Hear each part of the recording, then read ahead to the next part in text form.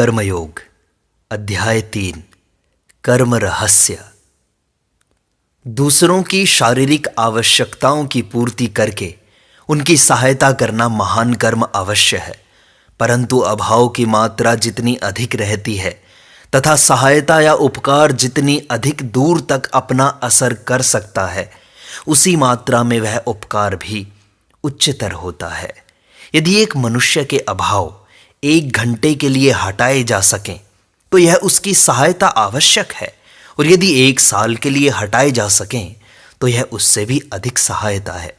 पर यदि उसके अभाव सदा के लिए ही दूर कर दिए जाएं तो यह सचमुच उसके लिए सबसे अधिक सहायता होगी। और केवल आध्यात्मिक ज्ञान ही ऐसा है जो हमारे दुखों को सदा के लिए नष्ट कर दे सकता है।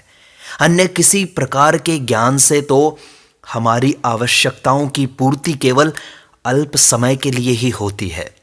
केवल आत्म विषयक ज्ञान द्वारा ही हमारी अभाव वृत्ति तक का सदा के लिए अंत हो सकता है।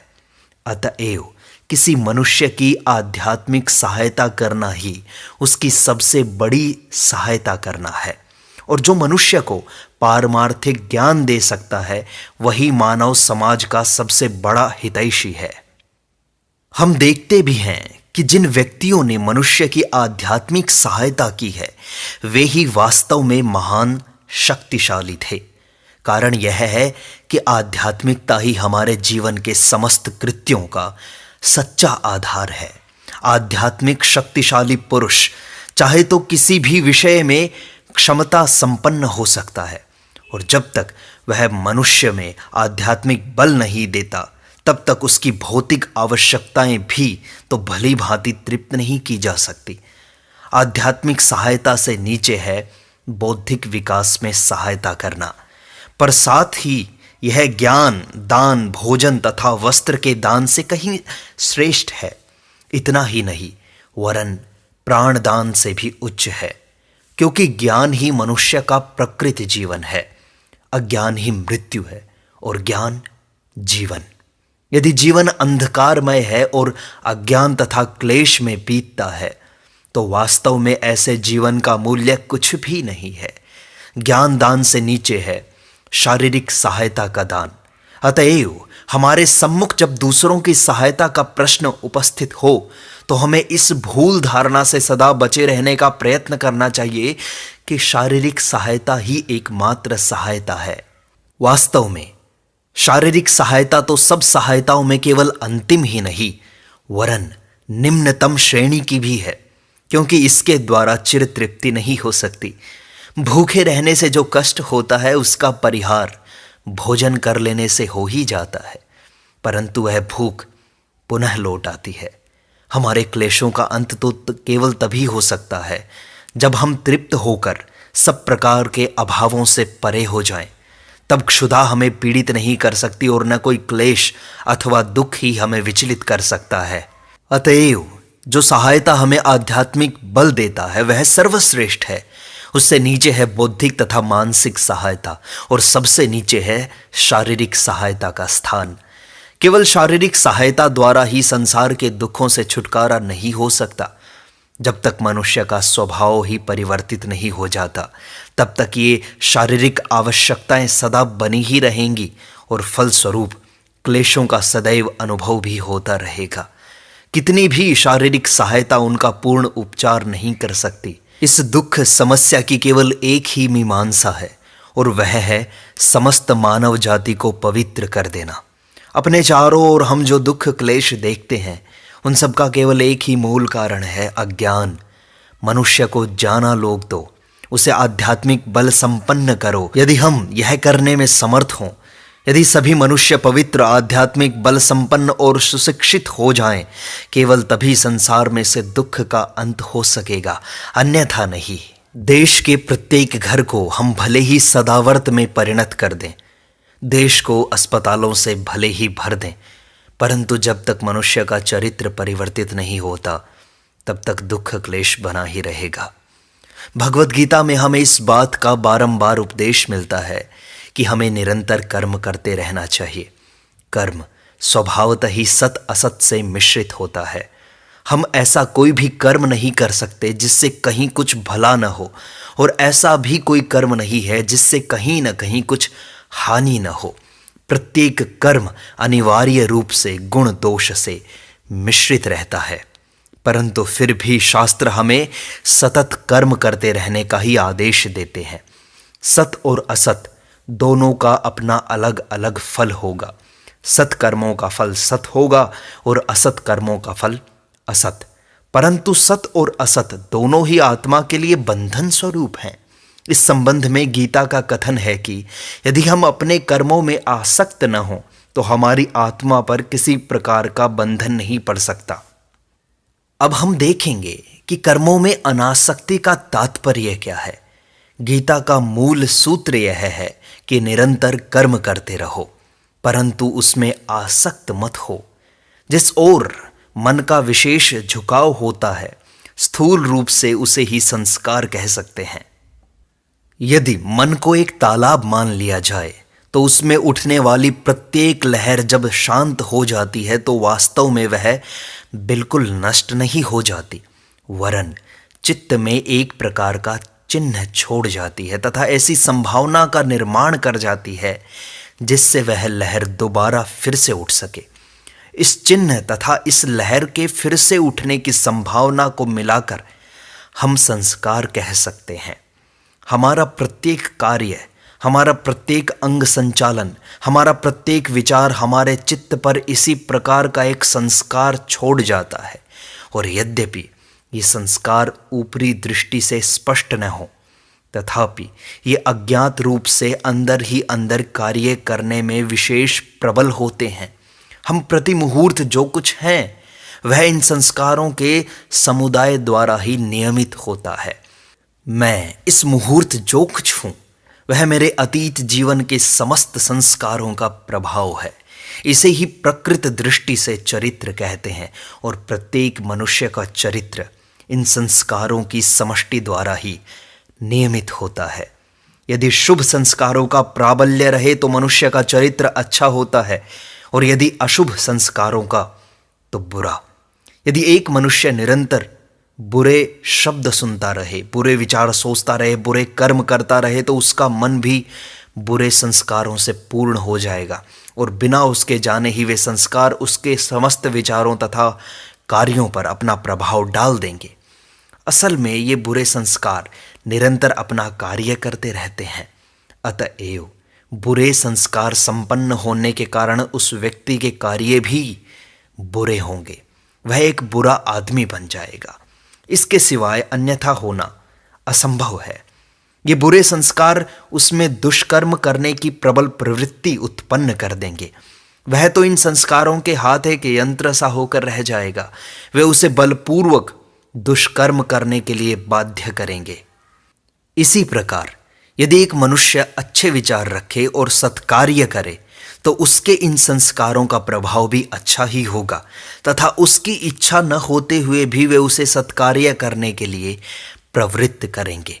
जब मनुष्य इतने सत्कार्य एवं सत्चिंतन कर चुकता है कि उसकी इच्छा न होते हुए भी उसमें सत्कार्य करने की एक अनिवार्य प्रवृत्ति उत्पन्न हो जाती है, तब फिर यदि वह दुष्कर्म करना भी चाहे तो इन सब संस्कारों की समष्टि स्वरूप उसका मन उसे ऐसा करने से तुरंत रोक देगा। इतना ही नहीं, वरन उसके ये संस्कार उसे उस मार्ग से हटा देंगे। तब वह अपने संस्कारों के हाथ एक कठपुतली जैसा हो जाएगा। जब ऐसी स्थिति हो जाती है तभी उस मनुष्य का चरित्र गठित कहलाता है।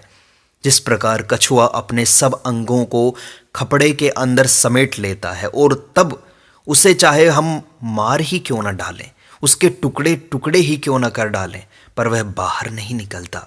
इसी प्रकार जिस मनुष्य ने अपने मन एवं इंद्रियों को वश में कर लिया है उसका चरित्र भी सदैव स्थिर रहता है। वह अपनी आभ्यंतरिक शक्तियों को वश में रखता है और उसकी इच्छा के विरुद्ध संसार की कोई भी वस्तु उसके मन पर कार्य नहीं कर सकती।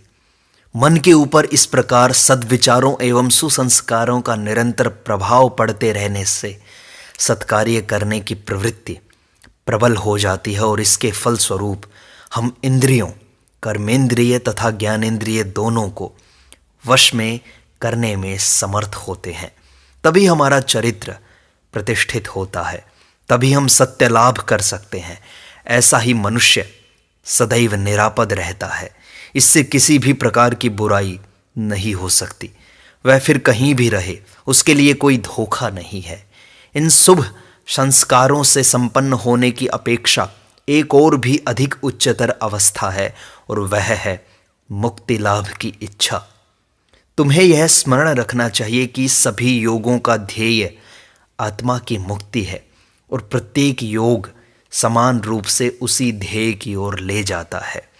भगवान बुद्ध ने ध्यान से तथा ईसा मसीह ने प्रार्थना द्वारा जिस अवस्था की प्राप्ति की थी, मनुष्य केवल कर्म द्वारा भी उस अवस्था को प्राप्त कर सकता है। बुद्ध ज्ञानी थे और ईसा मसीह भक्त, पर वे दोनों ही एक ध्येय को पहुंचे थे। मुक्ति का अर्थ है संपूर्ण स्वाधीनता, शुभ और अशुभ दोनों प्रकार के बंधनों से छुटकारा पा जाना। इसे समझना जरा कठिन है। लोहे की जंजीर भी एक जंजीर है और सोने की जंजीर भी एक जंजीर है। यदि हमारी उंगली में एक कांटा चुभ जाए तो उसे निकालने के लिए हम एक दूसरा कांटा काम में लाते हैं, परंतु जब वह निकल जाता है तो हम दोनों को ही फेंक देते हैं। हमें फिर दूसरे कांटे को रखने की कोई आवश्यकता नहीं रह जाती, क्योंकि दोनों आखिर हैं तो कांटे ही। इसी प्रकार कुसंस्कारों का नाश शुभ संस्कारों द्वारा ही करना चाहिए, और मन के खराब विचारों को अच्छे विचारों द्वारा दूर करते रहना चाहिए, जब तक कि समस्त कुविचार लगभग नष्ट न हो जाएं अथवा पराजित न हो जाएं तथा वशीभूत होकर मन में कहीं एक कोने में न पड़े रह जाएं। परंतु उसके उपरांत शुभ संस्कारों पर भी विजय प्राप्त करना आवश्यक है। तभी जो आसक्त था वह अनासक्त हो जाता है। कर्म करो, अवश्य करो, पर उस कर्म अथवा विचार को अपने मन के ऊपर कोई गहरा प्रभाव न डालने दो। लहरें आए और जाएं, मांसपेशियों और मस्तिष्क से बड़े बड़े कार्य होते रहें, पर देखना वे आत्मा पर किसी प्रकार का गहरा प्रभाव न डालने पाए। अब प्रश्न यह है कि यह हो कैसे सकता है। हम देखते हैं कि हम जिस किसी भी कर्म में लिप्त हो जाते हैं, उसका संस्कार हमारे मन में रह जाता है। मान लो सारे दिन में मैं सैकड़ों आदमियों से मिला, और उन्हीं में एक ऐसे व्यक्ति से भी मिला जिससे मुझे प्रेम है। तब यदि रात को सोते समय मैं उन सब लोगों को स्मरण करने का प्रयत्न करूं, तो देखूंगा कि मेरे सम्मुख केवल उसी व्यक्ति का चेहरा आता है जिसे मैं प्रेम करता हूं। भले ही उसे मैंने केवल एक ही मिनट देखा हो, उसके अतिरिक्त अन्य सब व्यक्ति अंतर्निहित हो जाएंगे। ऐसा क्यों? इसलिए कि इस व्यक्ति के प्रति मेरे मन में विशेष आसक्ति थी और अन्य लोगों से अधिक थी, इसलिए उसका मेरे मन पर गहरा प्रभाव पड़ा। शरीर विज्ञान की दृष्टि से तो सभी व्यक्तियों का प्रभाव एक सा ही हुआ था। प्रत्येक व्यक्ति का चेहरा नेत्रपट पर उतर आया था और मस्तिष्क में उसके चित्र भी बन गए थे, परंतु फिर भी मन पर इन सब का प्रभाव एक समान न था। संभवतः अधिकतर व्यक्तियों के चेहरे एकदम नए थे, जिनके बारे में मैंने पहले कभी विचार भी न किया होगा, परंतु वह एक चेहरा जिसकी मुझे केवल एक झलक ही मिली थी, भीतर तक समा गया। शायद इस चेहरे का चित्र मेरे मन में वर्षों से रहा हो और मैं उसके बारे में सैकड़ों बातें जानता हूँ। अतः उसकी इस एक झलक ने ही मेरे मन में उन सैकड़ों सोती हुई यादगारों को जगा दिया, और इसलिए शेष अन्य सब चेहरों को देखने के समवेत फलस्वरूप मन में जितने सब संस्कार पड़े, इस एक चेहरे को देखने से मेरे मानस पटल पर उन सब की अपेक्षा 100 गुना अधिक संस्कार पड़ गया। इसी कारण उसने मेरे मन के ऊपर सहज ही इतना अधिक प्रभाव जमा दिया। अतएव अनासक्त हो, कार्य होते रहने दो, मस्तिष्क के केंद्र अपना कार्य करते रहें, निरंतर कार्य करते रहें, परंतु एक लहर को भी अपने मन पर प्रभाव मत डालने दो। संसार में इस प्रकार कर्म करो मानो तुम एक विदेशी पथिक हो, 2 दिन के लिए यहाँ आए हो। कर्म तो निरंतर करते रहो, परंतु अपने को बंधन में मत डालो। बंधन बड़ा भयानक है। संसार हमारी निवास भूमि नहीं है, यह तो उन सोपानों में से एक है जिनमें से होकर हम जा रहे हैं। सांख्य दर्शन के उस महावाक्य को मत भूलो। समस्त प्रकृति आत्मा के लिए है, आत्मा प्रकृति के लिए नहीं। प्रकृति के अस्तित्व का प्रयोजन आत्मा की शिक्षा के निमित्त ही है, इसका और कोई अर्थ नहीं। उसका अस्तित्व इसलिए है कि आत्मा को ज्ञान लाभ हो जाए तथा ज्ञान द्वारा आत्मा अपने को मुक्त कर ले। यदि हम यह बात निरंतर ध्यान में रखें तो हम प्रकृति में कभी आसक्त न होंगे। हमें यह ज्ञान हो जाएगा कि प्रकृति हमारे लिए एक पुस्तक सदृश है जिसका हमें अध्ययन करना है, और जब हमें उससे आवश्यक ज्ञान प्राप्त हो जाएगा तो फिर वह पुस्तक हमारे लिए किसी काम की नहीं रहेगी। परंतु इसके विपरीत हो यह रहा है कि हम अपने को प्रकृति में ही मिला दे रहे हैं। यह सोच रहे हैं कि आत्मा प्रकृति के लिए है, आत्मा शरीर के लिए है, और जैसी कि एक कहावत है, हम सोचते हैं मनुष्य खाने के लिए ही जीवित रहता है, न कि जीवित रहने के लिए खाता है। और यह भूल हम निरंतर करते रहते हैं। प्रकृति को ही अहम मानकर हम प्रकृति में आसक्त बने रहते हैं, और ज्यों ही इस आसक्ति का प्रादुर्भाव होता है त्यों ही आत्मा पर प्रबल संस्कार का निर्माण हो जाता है, जो हमें बंधन में डाल देता है, और जिसके कारण हम मुक्त भाव से कार्य न करके दास की तरह कार्य करते हैं। इस सारी शिक्षा का सार यही है, तुम्हें एक स्वामी के समान कार्य करना चाहिए, न कि एक दास की तरह। कर्म तो निरंतर करते रहो, परंतु एक दास के समान मत करो। सब लोग किस प्रकार कर्म कर रहे हैं, क्या यह तुम नहीं देखते? इच्छा होने पर भी कोई आराम नहीं ले सकता। 99% लोग तो दासों की तरह कार्य करते रहते हैं, और उसका फल होता है दुख। ये सब कार्य स्वार्थपरक होते हैं। मुक्त भाव से कर्म करो, प्रेम सहित कर्म करो। प्रेम शब्द का यथार्थ अर्थ समझना बहुत कठिन है। बिना स्वाधीनता के प्रेम आ ही नहीं सकता। दास में सच्चा प्रेम होना संभव नहीं। यदि तुम एक गुलाम मोल ले लो और उसे जंजीरों से बांधकर उससे अपने लिए कार्य कराओ, तो वह कष्ट उठाकर किसी प्रकार कार्य करेगा अवश्य, पर उसमें किसी प्रकार का प्रेम नहीं होगा। इसी तरह जब हम संसार के दासवत होकर कर्म करते हैं तो इसके प्रति हमारा प्रेम नहीं रहता, और इसलिए वह सच्चा कर्म नहीं हो सकता।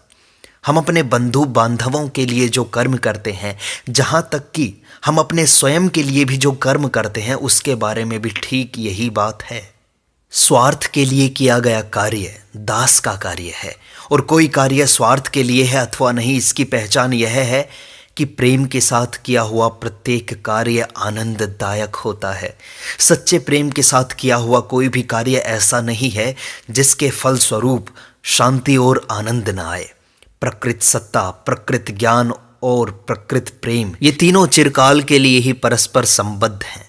असल में ये एक ही में तीन हैं। जहाँ एक रहता है वहाँ शेष दो भी अवश्य रहते हैं। ये उस अद्वितीय सच्चिदानंद के ही त्रिविध रूप हैं।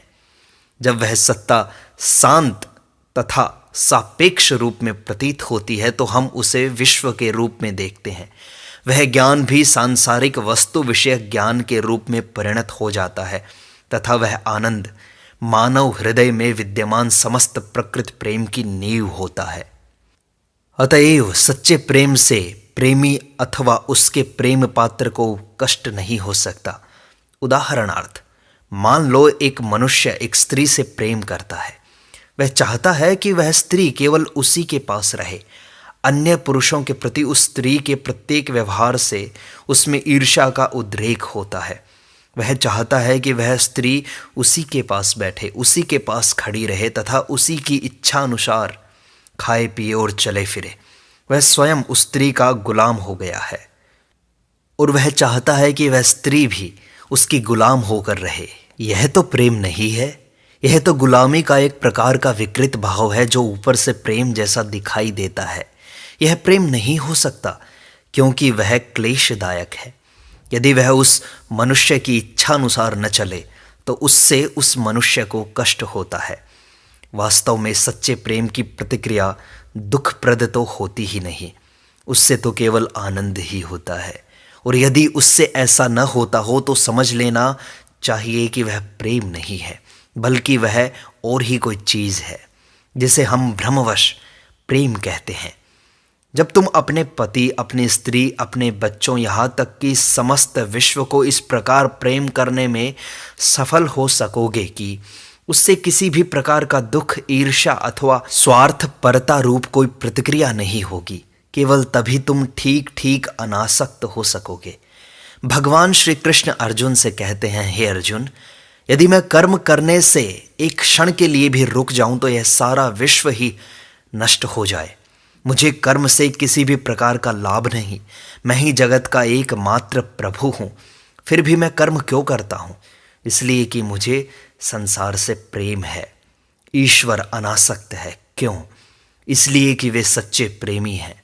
उस सच्चे प्रेम से ही हम अनासक्त हो सकते हैं। जहाँ कहीं आसक्ति है वहाँ जान लेना चाहिए कि हम केवल भौतिक आकर्षण हैं, केवल कुछ जड़ कणों के प्रति आकर्षण हो रहा है।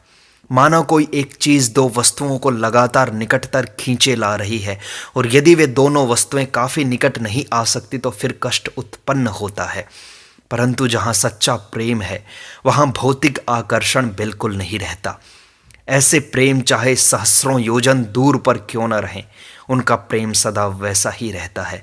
वह प्रेम कभी नष्ट नहीं होता, उससे कभी कोई क्लेशदायक प्रतिक्रिया नहीं होती। इस प्रकार की अनासक्ति प्राप्त करना लगभग सारे जीवन भर का कार्य है, परंतु इसका लाभ होते ही हमें अपनी प्रेम साधना का लक्ष्य प्राप्त हो जाता है और हम मुक्त हो जाते हैं। तब हम प्रकृति के बंधन से छूट जाते हैं और उसके असली स्वरूप को जान लेते हैं। फिर वह हमें बंधन में नहीं डाल सकती। तब हम बिल्कुल स्वाधीन हो जाते हैं और कर्म के फलाफल की ओर ध्यान नहीं देते। फिर कौन परवाह करता है कि कर्म फल क्या होगा? जब तुम अपने बच्चों को कोई चीज़ देते हो तो क्या उसके बदले से उससे कुछ मांगते हो? यह तो हमारा कर्तव्य है कि हम उनके लिए कुछ काम करें, बस वहीं पर बात खत्म हो जाती है। इसी प्रकार किसी दूसरे पुरुष, किसी नगर अथवा देश के लिए तुम जो कुछ करो उसके प्रति भी वैसा ही भाव रखो। उनसे किसी प्रकार के बदले की आशा न रखो। यदि तुम सदैव ऐसा ही भाव रख सको कि तुम केवल दाता ही हो, जो कुछ देते हो उससे तुम किसी प्रकार के प्रत्युपकार की आशा नहीं रखते, तो उस कर्म से तुम्हें किसी प्रकार की आसक्ति नहीं होगी। आसक्ति तभी आती है जब हम बदले की आशा रखते हैं। यदि दासवत कार्य करने से स्वार्थपरता और आसक्ति उत्पन्न होती है तो अपने मन का स्वामी बनकर कार्य करने से अनासक्ति द्वारा उत्पन्न आनंद का लाभ होता है। हम बहुधा अधिकार और न्याय की बातें किया करते हैं, परंतु ये सब केवल एक बच्चे की बोली के समान है। मनुष्य के चरित्र का नियमन करने वाली दो चीजें होती हैं, एक और जोर जुल्म और दूसरी दया। जोर जुल्म का उपयोग करना सदैव स्वार्थपरतावश ही होता है। बहुधा सभी स्त्री पुरुष अपनी शक्ति एवं सुविधा का यथासंभव उपयोग करने का प्रयत्न करते हैं। दया दैवी संपत्ति है। भले बनने के लिए हमें दया युक्त होना चाहिए। यहाँ तक कि न्याय और अधिकार भी दया पर ही प्रतिष्ठित होने चाहिए। कर्मफल की लालसा तो हमारी आध्यात्मिक उन्नति के मार्ग में बाधक है। इतना ही नहीं, अंत में उससे क्लेश भी उत्पन्न होता है। दया और निस्वार्थपरता को कार्य रूप में परिणत करने का एक और उपाय है, और वह है कर्मों को उपासना रूप मानना। यदि हम साकार ईश्वर में विश्वास रखते हैं, यहाँ हम अपने समस्त कर्मों के फल को ईश्वर को समर्पित कर देते हैं, और इस प्रकार उनकी उपासना करते हुए हमें इस बात का कोई अधिकार नहीं रह जाता कि हम अपने किए हुए कर्मों के बदले में मानव जाति से कुछ मांगें। प्रभु स्वयं निरंतर कार्य करते रहते हैं और वे सारी आसक्ति से परे हैं। जिस प्रकार पानी कमल के पत्तों को नहीं भिगो सकता, उसी प्रकार कोई कर्म भी फलासक्ति उत्पन्न करके निस्वार्थी पुरुष को बंधन में नहीं डाल सकता। अहम शून्य और अनासक्त पुरुष किसी जनपूर्ण और पापमय नगर के बीच ही क्यों न रहें, पर पाप उन्हें स्पर्श तक न कर सकेगा। निम्नलिखित कहानी संपूर्ण स्वार्थ त्याग का एक दृष्टांत है। कुरुक्षेत्र के युद्ध के बाद पांचों पांडवों ने एक भारी यज्ञ किया। उसमें निर्धनों को बहुत सा दान दिया गया। सभी लोगों ने उस यज्ञ की महत्ता एवं ऐश्वर्य पर आश्चर्य प्रकट किया और कहा कि ऐसा यज्ञ संसार में इसके पहले कभी नहीं हुआ था। यज्ञ के बाद उस स्थान पर एक छोटा सा नेवला आया। नेवले का आधा शरीर सुनहरा था और शेष आधा भूरा। वह नेवला उस यज्ञ भूमि की मिट्टी पर लौटने लगा। थोड़ी देर बाद उसने दर्शकों से कहा, तुम सब झूठे हो, यह कोई यज्ञ नहीं है। लोगों ने कहा, क्या? तुम क्या कहते हो? यह कोई यज्ञ ही नहीं है। तुम जानते हो इस यज्ञ में कितना खर्च हुआ है, गरीबों को कितने हीरे जवाहरात बांटे गए हैं, जिससे वे सब एक धनी और खुशहाल की तरह जी रहे हैं। यह तो इतना बड़ा यज्ञ था कि ऐसा शायद ही किसी मनुष्य ने किया हो। परंतु नेवले ने कहा, सुनो, एक छोटे से गांव में एक निर्धन ब्राह्मण रहता था, साथ ही उसकी स्त्री, पुत्र और पुत्र वधू। वे लोग बड़े गरीब थे। पूजा पाठ से उनको जो कुछ मिलता उसी पर उनका निर्वाह होता था। एक बार उस गांव में 3 साल तक अकाल पड़ा, जिससे उस बेचारे ब्राह्मण के दुख कष्ट की पराकाष्ठा हो गई। एक बार तो सारे कुटुंब को 5 दिन तक उपवास करना पड़ा। छठे दिन वह ब्राह्मण भाग्यवश कहीं से थोड़ा सा जौ का आटा ले आया। उस आटे के 4 भाग किए गए। उन्होंने उसकी रोटी बनाई और ज्यों ही वे उसे खाने बैठे कि किसी ने दरवाजे पर खटखटाया। पिता ने उठकर दरवाजा खोला तो देखते ही बाहर एक अतिथि खड़ा था। भारतवर्ष में अतिथि बड़ा पवित्र माना जाता है। वह तो उस समय के लिए नारायण ही समझा जाता है। उसके साथ तद्रूप व्यवहार भी किया जाता है। अतएव उस गरीब ब्राह्मण ने कहा, महाराज पधारिए, आपका स्वागत है। और उसने अतिथि के सामने अपना भाग रख दिया। अतिथि उसे जल्दी खा गया और बोला, अरे आपने तो मुझे और भी मार डाला। मैं 10 दिन का भूखा हूं और भोजन के इस छोटे टुकड़े ने तो मेरी भूख को और भी बढ़ा दिया। तब स्त्री ने अपने पति से कहा, आप मेरा भी भाग दे दीजिए। पति ने कहा, नहीं, ऐसा नहीं होगा। परंतु स्त्री अपनी बात पर अड़ी रही और कहा, वह बेचारा गरीब भूखा है, हमारे यहाँ आया है। गृहस्थ की हैसियत से हमारा यह धर्म है कि हम उसे भोजन कराएं। यह देखकर कि आप उसे अधिक नहीं दे सकते, पत्नी के नाते मेरा यह कर्तव्य है कि मैं उसे अपना भाग भी दे दूं। ऐसा कहकर उसने अपना भाग अतिथि को दे दिया। अतिथि ने वह भी खा लिया और कहा, मैं तो भूख से अब भी जल रहा हूं। तब लड़के ने कहा, आप मेरा भाग भी लीजिए, क्योंकि पुत्र का यह धर्म है कि वह पिता के कर्तव्यों को पूरा करने में उन्हें सहायता दे। अतिथि ने वह भी खा लिया, परंतु फिर भी उसकी तृप्ति नहीं हुई। अतएव बहू ने भी अपना भाग दे दिया। अब यह पर्याप्त हो गया और अतिथि ने उन्हें आशीर्वाद दे विदा ली। उसी रात वे चारों बेचारे भूख से पीड़ित हो मर गए। उस आटे के कुछ कण इधर उधर जमीन पर बिखर गए थे। जब मैंने उन पर लोट लगाई तो मेरा आधा शरीर सुनहला हो गया, जैसा कि तुम अभी देख रहे हो। उस समय से मैं संसार भर में भ्रमण कर रहा हूं और चाहता हूं कि किसी दूसरी जगह भी मुझे ऐसा ही यज्ञ देखने को मिले, परंतु वैसा यज्ञ मुझे कहीं भी देखने को नहीं मिला। मेरा शेष आधा शरीर किसी दूसरी जगह सुनहरा न हो सका, इसलिए तो कहता हूं कि यह कोई यज्ञ ही नहीं है। त्याग का यह भाव भारतवर्ष में धीरे धीरे लुप्त होता जा रहा है। महानुभाव व्यक्तियों की संख्या धीरे धीरे कम होती जा रही है।